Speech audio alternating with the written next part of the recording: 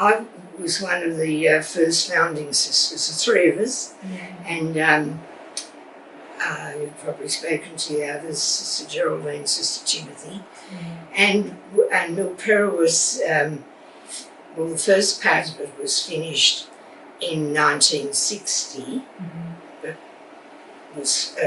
that was finished, but the whole project evolved. We just heard about Milperra, that there were this new school on 6 acres, and we were really wanting to get out there and see what it looked like, you know. And of course, when we went out there, this huge property, and just this big building, which really only had 3 classrooms in it, but classrooms that would hold up to 70. And I remember when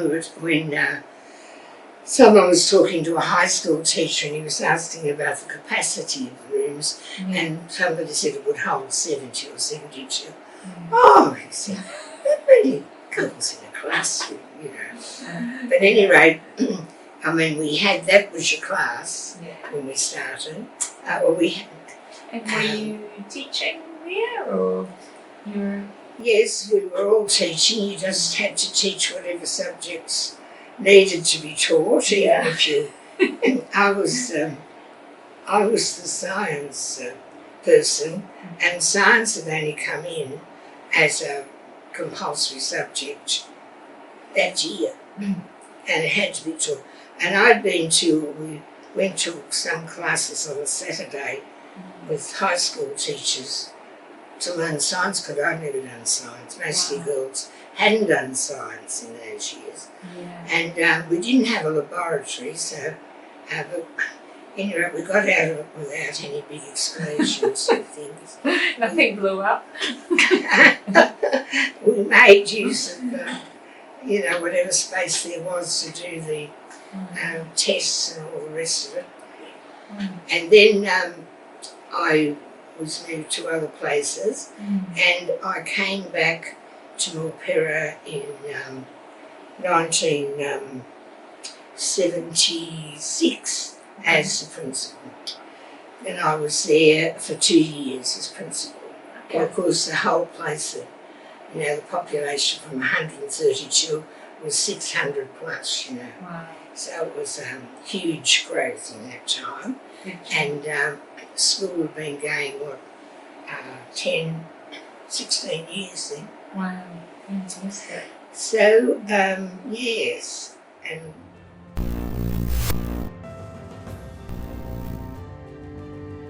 well, there we were in the beginning with 3 sisters and 130 girls, and it was quite a big area. So everybody got practicing polishing those floors and organising, the cleanliness of the school and whatever. And these floors, these are the ones in the Beg your old, pardon? the floors in the old hall, the wooden floors? Is yeah, that what you mean? Okay. that highly polished wood, Yeah. all the floors, and then I think there was lino up the corridors. Okay. But anyway, the girls got practicing domestic science, even if it wasn't a subject then. So you would say the lessons were practical? Oh yes, Right. Yeah. practical lessons in that, no merit for it. Yeah. And then of course the building would have been going on at the same time because that went on. They built another building with 2 stories. Okay. And later there was a science block, all the rest of it, you know what it was. And then the convent was finished in 2 years. Okay. And before that, when we started, we lived at Central Bankstown, and we travelled out by bus every day to school. The girls were on the same bus, so it was also a bit of a behaviour check as well. And then we moved to Panania for 12 months, and Father Landers, his name's probably come up, Yes. wonderful priest down there.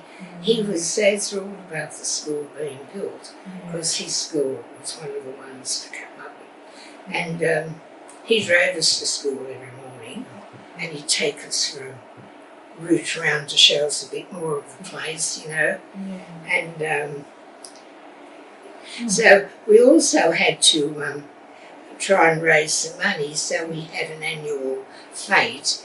And so one of the things we did, there were all vegetable gardens around at that time.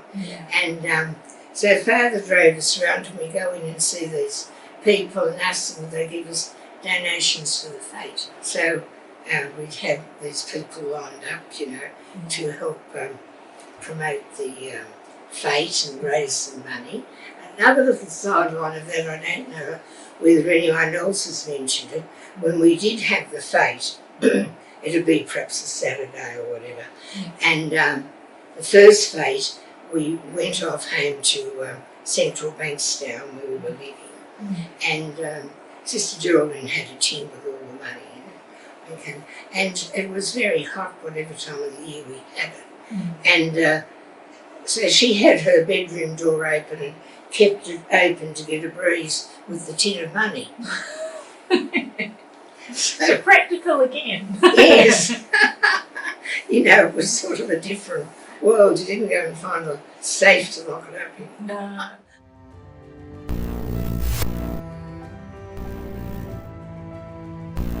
Oh, well, you'd be involved, and it was a bit unusual. I mean, here we were starting a secondary school in Sydney, even though it was out sort of west, in the west.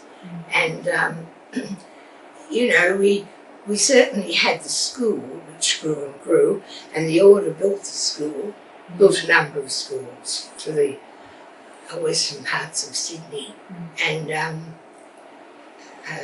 you had to be practical and have money for things. We didn't have any books when we started. We had 3 empty rooms, 3 with desks in them, and that was it. So we used to go off shopping into the city to Pellegrini's to buy books and for the school, and we didn't have a car. We just, Sister Geraldine had a friend, Annette, who was very good, and she drove us a lot. But when you think of how you had to start off with 130 girls and not much to start with, and then I think we all had friends among the sisters where we called on them for any resources they might have had to spare. But it was a great year. The first year was a great year, and the girls, you've probably seen the photos of the uniforms with they were called the Dotty Girls. And how did the uniform come about?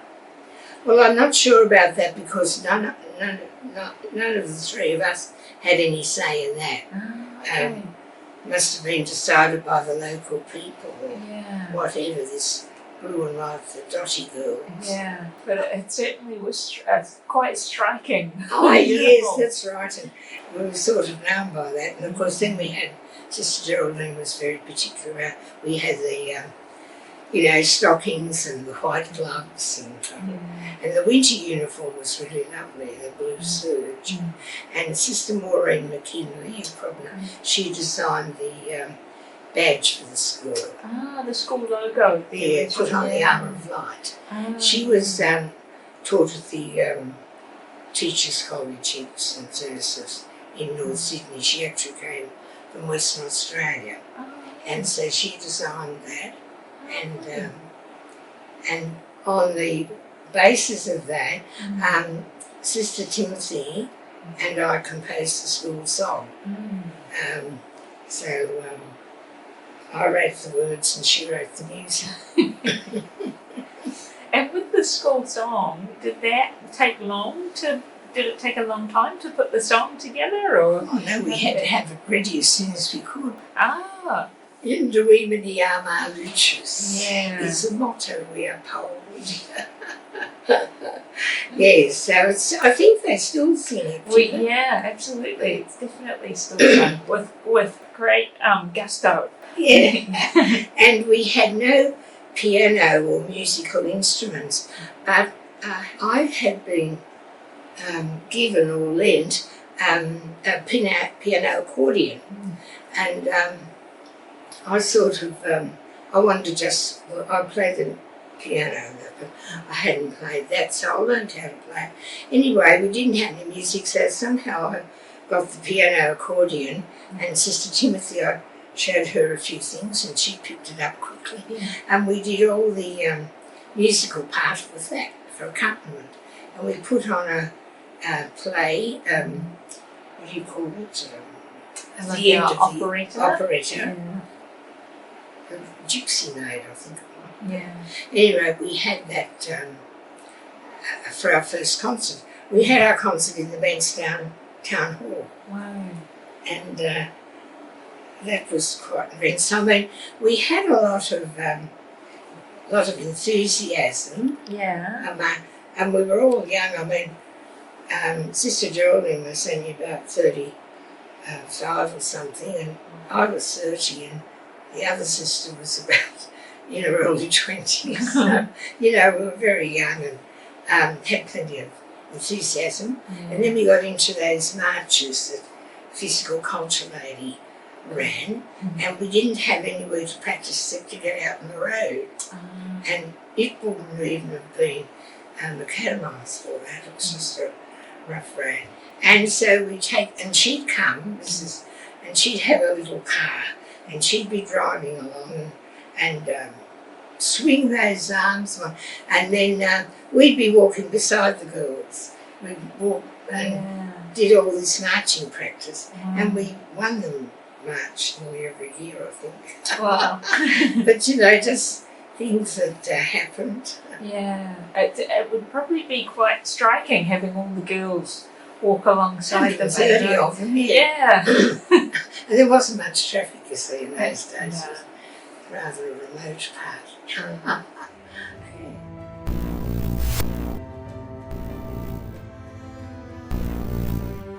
But the hope would be that they, I think it was important that the girls enjoyed their time at school. Yeah. They, you had to conform to things, but there was a lot of happiness and sharing and loyalty. And we had a good prefect system, which I thought helped. Yeah. I don't know whether you've spoken to Mary Bowen. No. She was the first head prefect. Ah. I think, the principles that we tried to instill into the girls, I would hope that they would be carried on. And so when you say principles, what would they be to you? Well, I suppose thinking about the principles, we first of all were, it was a Catholic school. We had the religious principles and Yeah. So faith being really faith being the purpose that we were there, Yeah. and you know, and a good faith-filled education. And I guess by faith, you know, would it be you're wanting the girls to go out into the world with that faith as That's well? right. That's, you know, it's the spreading the faith by the way they live and give the example and Yeah. carry it on with their own families. How they treated others. Yes. Yeah. All that, you know, needed to be obvious. Yeah. Yeah. Yeah. Right. So I guess your hope would be that like that the faith continues, but that also the girls are joyful, like they enjoy it as yes, well. that they, you know, yes, that their faith was nourished and they realised how privileged they were to have their faith and have it nourished there in a Catholic setting.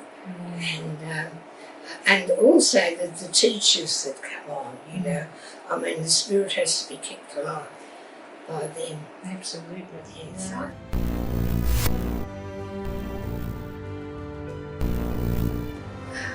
I think too, like there's got to be discipline, but there's got to be a lot of joy. Yeah, but joy is important. That whole spirit of knowing what they're about and joining in and generosity and all that. Yes. Yeah, we certainly see it. Like the girls have such big hearts that they just want to share their love, you know, with others. Yes. And they need to be able to communicate. It's such an essential part, and especially teaching the young people how to listen. In this world today, very few people want to listen. But it's a lifelong process. Yeah. And you can learn the knack, but you have to keep on practicing it. That's true. That's very true. People want to talk, but if you observe, they're not so keen on listening. I say, yeah. So and listening's definitely important. Exactly. Yeah. Thank you.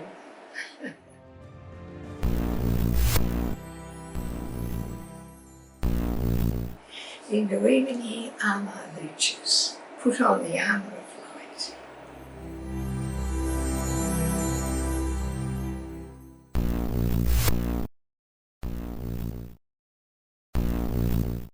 MSJ girls can do anything.